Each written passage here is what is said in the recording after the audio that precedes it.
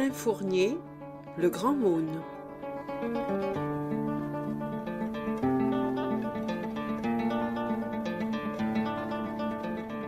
Première partie. Chapitre 1er. Le pensionnaire.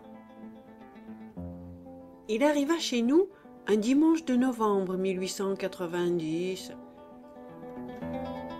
Je continue à dire « chez nous », bien que la maison ne nous appartienne plus. Nous avons quitté le pays depuis bientôt 15 ans, et nous n'y reviendrons certainement jamais. Nous habitions les bâtiments du cours supérieur de Sainte-Agathe.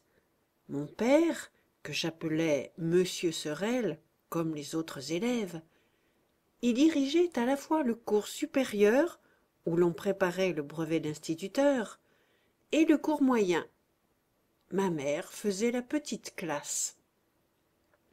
Une longue maison rouge, avec 5 portes vitrées, sous des vignes vierges, à l'extrémité du bourg.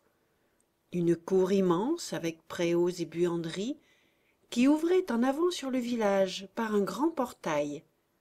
Sur le côté nord, la route où donnait une petite grille et qui menait vers la gare, à 3 kilomètres.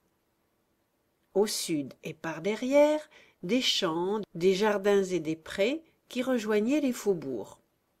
Tel est le plan sommaire de cette demeure où s'écoulèrent les jours les plus tourmentés et les plus chers de ma vie. Demeure d'où partirent et où revinrent se briser, comme des vagues sur un rocher désert, nos aventures.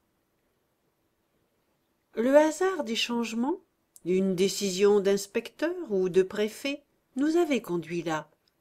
Vers la fin des vacances, il y a bien longtemps, une voiture de paysan qui précédait notre ménage nous avait déposés, ma mère et moi, devant la petite grille rouillée.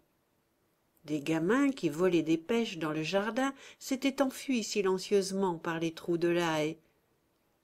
Ma mère, que nous appelions Milly, et qui était bien la ménagère la plus méthodique que j'aie jamais connue, était entrée aussitôt dans les pièces remplies de paille poussiéreuse, et tout de suite elle avait constaté avec désespoir, comme à chaque déplacement, que nos meubles ne tiendraient jamais dans une maison si mal construite. Elle était sortie pour me confier sa détresse. Tout en me parlant, elle avait essuyé doucement avec son mouchoir ma figure d'enfant noircie par le voyage. Puis elle était rentrée faire le compte de toutes les ouvertures qu'il allait falloir condamner pour rendre le logement habitable. Quant à moi, coiffée d'un grand chapeau de paille à ruban, j'étais restée là, sur le gravier de cette cour étrangère, à attendre, à fureter petitement autour du puits et sous le hangar. C'est ainsi, du moins, que j'imagine aujourd'hui notre arrivée, car aussitôt que je veux retrouver le lointain souvenir de cette première soirée d'attente dans notre cour de Sainte-Agathe, déjà ce sont d'autres attentes que je me rappelle. Déjà, les 2 mains appuyées au barreau du portail, je me vois, épiant avec anxiété quelqu'un qui va descendre la grande-rue. Et si j'essaie d'imaginer la première nuit que je dus passer dans ma mansarde, au milieu des greniers du premier étage, déjà, ce sont d'autres nuits que je me rappelle. Je ne suis plus seule dans cette chambre. Une grande ombre inquiète et amie passe le long des murs et se promène. Tout ce paysage paisible, l'école, le champ du père Martin avec ses 3 noyers, le jardin dès 4 heures envahi chaque jour par des femmes en visite, est à jamais, dans ma mémoire, agité, transformé par la présence de celui qui bouleversa toute notre adolescence, et dont la fuite même ne nous a pas laissé de repos. Nous étions pourtant depuis 10 ans dans ce pays, lorsque Maune arriva. J'avais 15 ans. C'était un froid dimanche de novembre, le premier jour d'automne qui fit songer à l'hiver. Toute la journée, Milly avait attendu une voiture de la gare, qui devait lui apporter un chapeau pour la mauvaise saison. Le matin, elle avait manqué la messe. Et jusqu'au sermon, assis dans le chœur avec les autres enfants, j'avais regardé anxieusement du côté des cloches pour la voir entrer avec son chapeau neuf. Après-midi, je dus partir seule à Vêpres. D'ailleurs, me dit-elle pour me consoler, en brossant de sa main mon costume d'enfant, même s'il était arrivé ce chapeau, il aurait bien fallu sans doute que je passe mon dimanche à le refaire. Souvent, nos dimanches d'hiver se passaient ainsi. Dès le matin, mon père s'en allait au loin, sur le bord de quelque étang couvert de brume, pêcher le brochet dans une barque. Et ma mère, retirée jusqu'à la nuit dans sa chambre obscure, rafistolait d'humbles toilettes. Elle s'enfermait ainsi de crainte qu'une dame de ses amies, aussi pauvre qu'elle mais aussi fière, vînt la surprendre.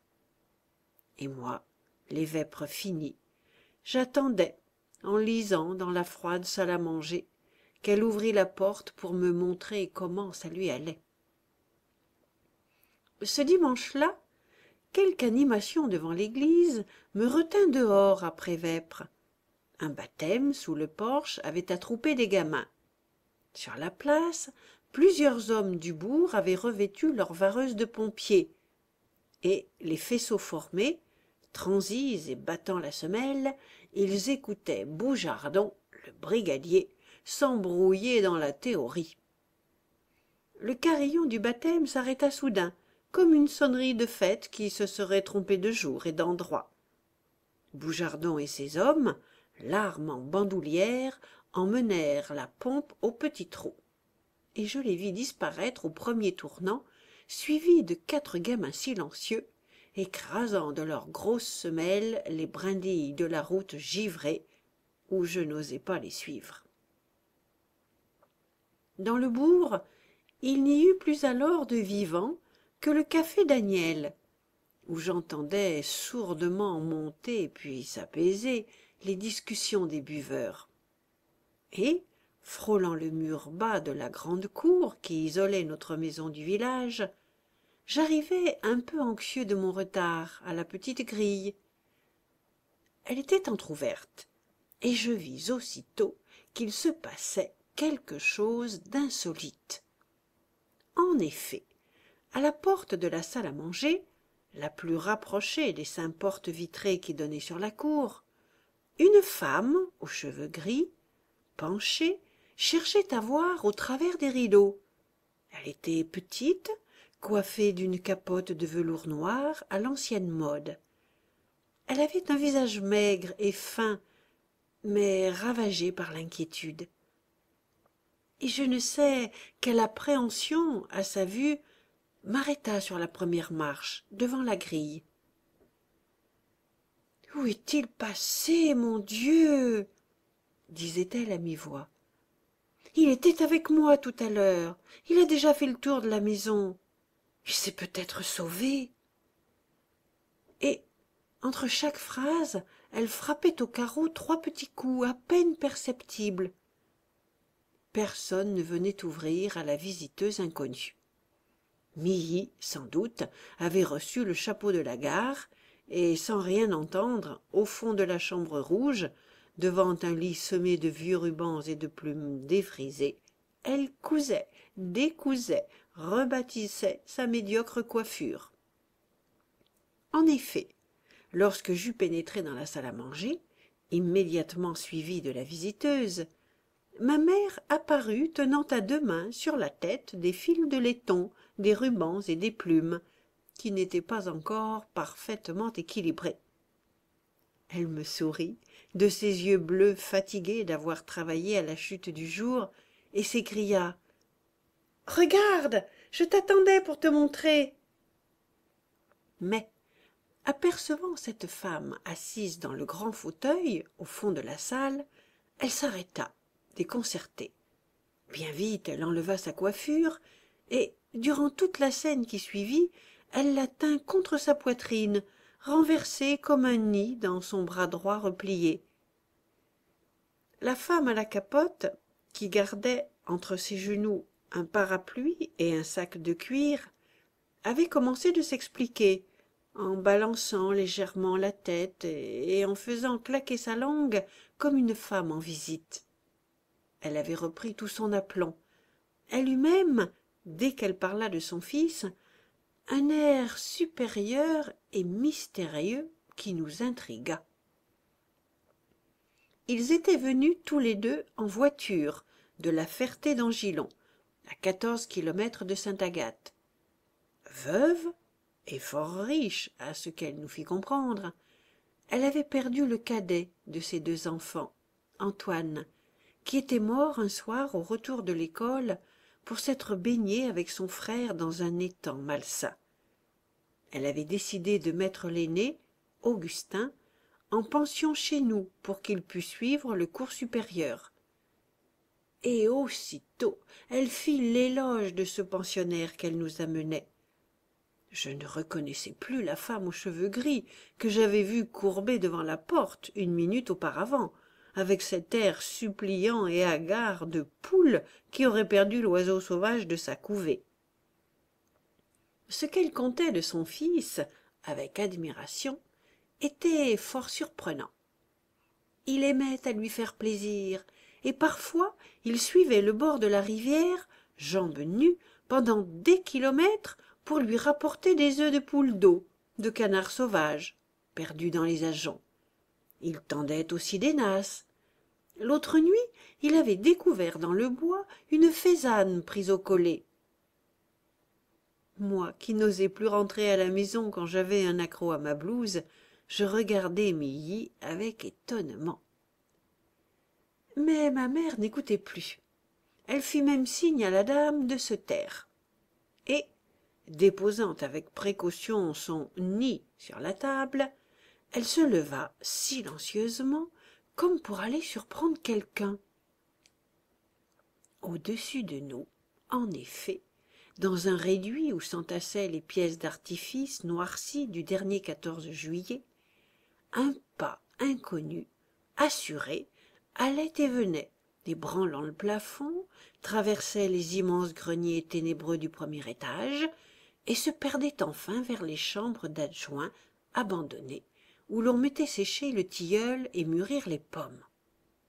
« Déjà tout à l'heure j'avais entendu ce bruit dans les chambres du bas, » dit Milly à mi-voix, « et je croyais que c'était toi, François, qui étais rentré. » Personne ne répondit. Nous étions debout tous les 3, le cœur battant, lorsque la porte des greniers qui donnait sur l'escalier de la cuisine s'ouvrit. Quelqu'un descendit les marches, traversa la cuisine et se présenta dans l'entrée obscure de la salle à manger. « C'est toi, Augustin ?» dit la dame. C'était un grand garçon de 17 ans environ. Je ne vis d'abord de lui, dans la nuit tombante, que son chapeau de feutre paysan coiffé en arrière, et sa blouse noire sanglée d'une ceinture comme en portent les écoliers. Je pus distinguer aussi qu'il souriait. Il m'aperçut, et, avant que personne eût pu lui demander aucune explication, « Viens-tu dans la cour ?» dit-il. J'hésitai une seconde, puis, comme Milly ne me retenait pas, je pris ma casquette et j'allai vers lui. Nous sortîmes par la porte de la cuisine et nous allâmes au préau, que l'obscurité envahissait déjà. À la lueur de la fin du jour, je regardais, en marchant, sa face anguleuse au nez droit, à la lèvre duvetée. « Tiens, dit-il, j'ai trouvé ça dans ton grenier. Tu n'y avais donc jamais regardé ?» Il tenait à la main une petite roue en bois noirci. Un cordon de fusée déchiquetée courait tout autour. Ça avait dû être le soleil ou la lune au feu d'artifice du 14 juillet. « Il y en a 2 qui ne sont pas partis. Nous allons toujours les allumer, » dit-il d'un ton tranquille et de l'air de quelqu'un qui espère bien trouver mieux par la suite.